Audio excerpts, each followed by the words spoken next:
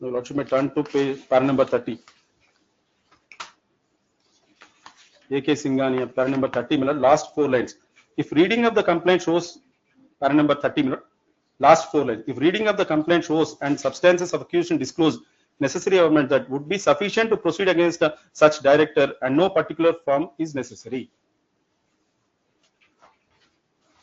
Para number 31, so and so.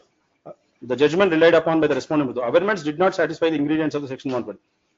The court observed that all that was averted in the case, the first of appeal therein, was the accused were liable for the transaction of the company and they were fully aware of the issuance of the check and dishonor of the check. This court held that not even taking bold and liberal view of the pleadings in the complaint, there was no complacency in the requirement of section 1. In the second set of appeals therein, the accused directors were not even described as the directors for the accused company therein. On the simple ground, proceedings were quashed. In the third set of the appeals, insofar as directors were concerned, the accused was so and so, only bus allegations so and so. Now, your lordship may come to para number 34. What is important to note? Para number 34.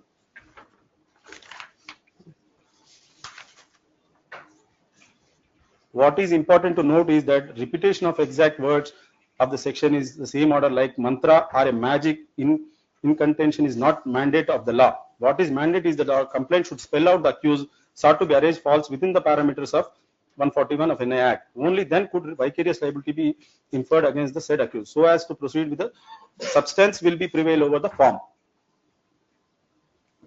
Strong reliance is placed on learned counsel for the respondent who contended that in absence of word was in charge, the present case against the respondent cannot be proved. We are unable to countenance the said submission. This court in so and so case on the fact that on overall reading of the complaint did not disclose any clear specific role of the plaintiff accused therein.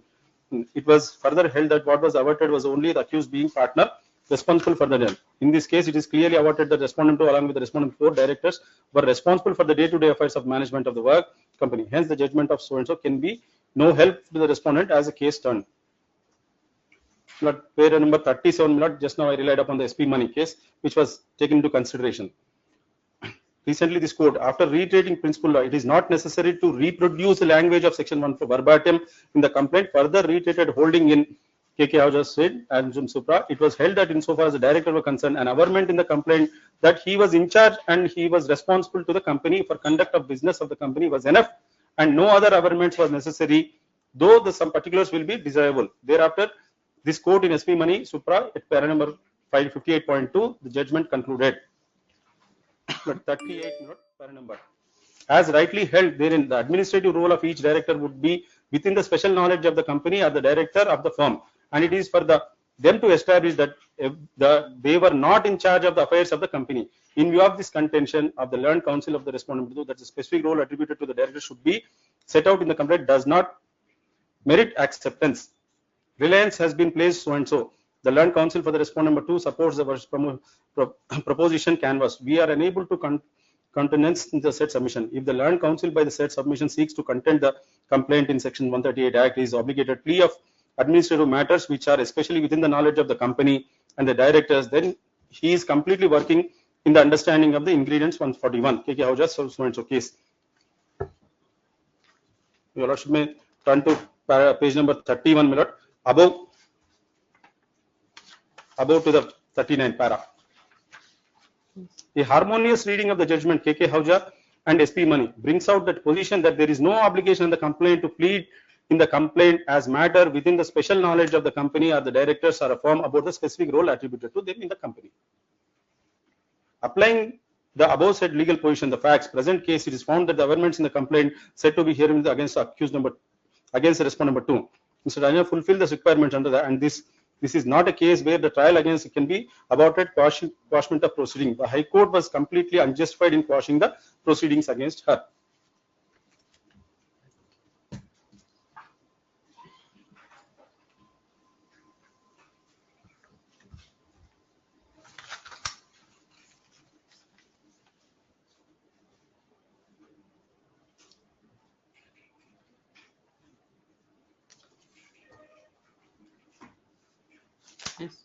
But this is my summal submission. But the complaint clearly, specifically speaks about the role of this petitioner, who is the kingpin. His name was also taken, Under said circumstances, my lord, his role, vicarious liability, he falls under the liability, and second quash petition is non-maintainable under no new changed circumstances. Under said circumstances, my lord, I pray this honorable court to dismiss.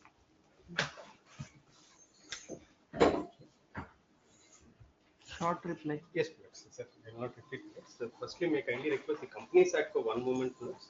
Kindly allow me to refer to the definitions, section 2, subsection 30, subclause 34 is the definition of director. Section 2, Subclause 34. 30. What it defines? It's, No, you read it. Companies Act. Director is defined at subclause 34. Means a director appointed to the board of a company. Director appointed to the Board of a company. board of a company. That's all. As I was seeking a lordship's hand in He is not appointed. No, that is a definition. So any person who is just appointed as a director is termed as a director. No other special classification or any association in a. Who is the director is the definition. That's it. But what work is assigned is a different aspect. That is in subclause 54. 2 subclass 54. 54. What is that? Managing director. But I think it's necessary. I'll pass on the book. I think I can, unless I'll you just read, take it you out have from- another. I have my soft copy.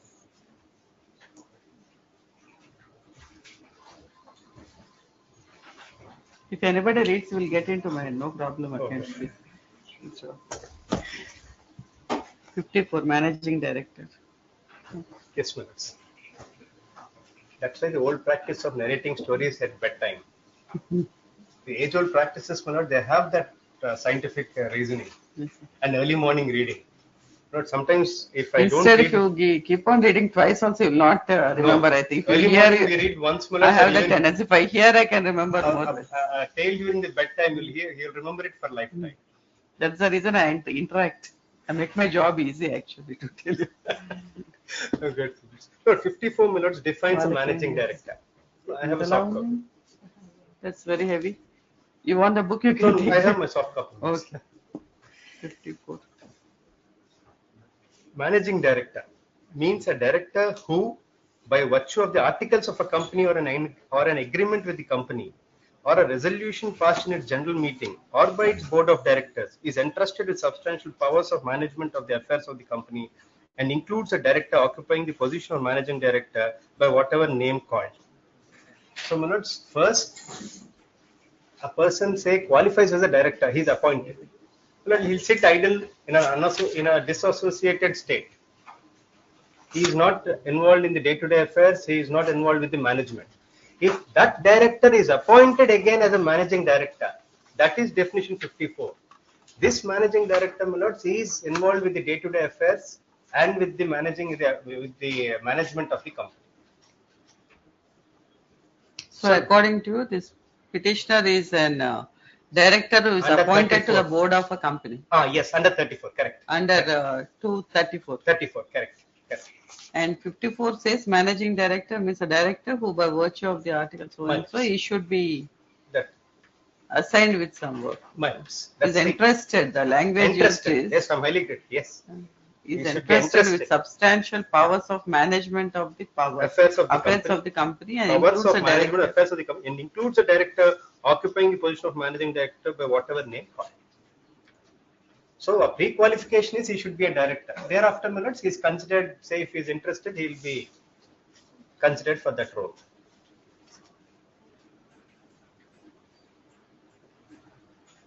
The articles of association also should describe such a managing director.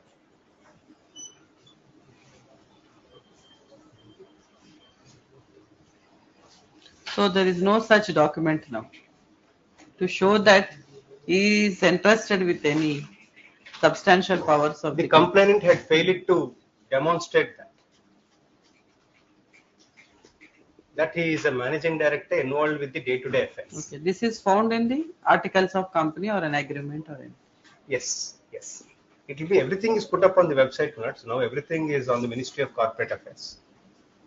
Okay. Every detail of a Through company- general body meeting, Yes. through resolution, they They are have to be interested. Yes, they have to be This is the appointed and system. interested. That's the procedure and strict statutory procedure to be followed.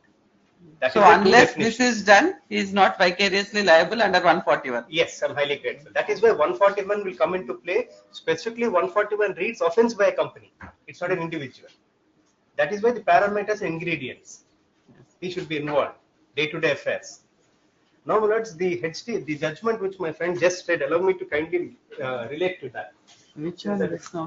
SP money? HDFC Bank, which was extensively just referred by my friend. The latest. Since that was read. Last.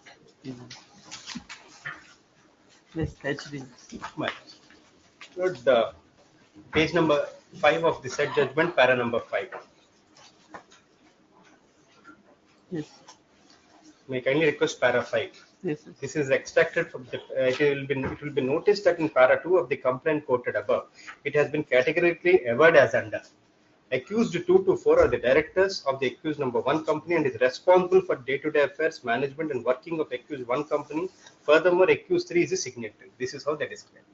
Even that is absent in the instant case. That is the reason, my lords, Supreme Court went to the extent of holding that this probably these 5 lines are would suffice for them to go through the procedure of trial. While all the judgments all the other judgments are also referred in this judgment rendered with the Honorable Supreme Court. But the reason they distinguished it, my lords, is on this fact. In the complaint which is before this Honorable Court, my lords, again I would reiterate, para 2, 3, and thereafter 6. It's a clear, specific averment and an allegation that accused 1 company's check was signed by accused 4. The introductory paragraph, that is para 2, they mention the individual names that they are family members. They have entered into an MOU. My lord, MOU is the actual background. Unable to file a specific performance suit or hit by the limitation of 3 years or hit by the by the failure to invoke arbitration clause, they choose to present this checks, which was sort of an understanding. So according to, they ought to have invoked arbitration clause in view of the MOU Lord, or specific. That's all the civil. This basically the background is a civil dispute. That is the reason there was an impetus being given to that MOU. Otherwise, what is the necessity? What are the usual 138 cases, my lord, that we come across during our daily practice? My lord, I purchase a television, I give a check for it. Before the introduction of debit cards or credit cards, so my majority of transactions were the check leaves. I give a check leaves to purchase 20 bags of cement. My check is dishonored. That is where there is an enforceable debt or a dischargeable liability upon me. The papers that were filed before your lordship's notes in the counter, where the notice and the reply was also read out. My lord, it's my case that a complaint has to ever in strict and specific terms. Notice and reply notices cannot be read as part and parcel. Nevertheless, my lord, even the notice doesn't give a specific reference or allegation or averment to the role of the petitioner. With all due respects, notice is vague, therefore the reply is also vague. Except for narrating the background of MOU, the notice does not disclose a single averment, my lords, or specific allegation against the petitioner. So naturally, the reply notice was also vague. So this notice and reply notice, lordships may refer to it, but I stand by my argument, my lords, that the complaint has to speak for it, but not all the other pertinent documents. Complaint woefully lacks the basic ingredients of 141. Lords, the other judgment of SP Money, which my friend had labored on it, lords, has been distinguished by the judgment of Supreme Court in 2023 8 SCC 473. It's my duty to first draw where it was Honorable Supreme Court observes that it was distinguished. May I kindly request, lords, the second page of the said judgment. Lordships would see at placitum E. Judgment. 2023 8 SCC 473. At placitum E, lordships would find in small italic. Yes. Placitum E, SP Money and Mohan Dairy versus Nehalata Elangoval, distinguished on facts. That's what we used to find. Lordship were pleased to find it, my lords. Yes, yes. So this money, my lords, now its field stands overridden by this judgment. Observations in SP money now are overridden by this judgment. The paragraphs in this judgment, my lord, in fact, are far more relevant. I should thank my friend for leading me to money, my lords. Which paragraph is that? Yes, my lords. 5, 6, up to 11, my lords.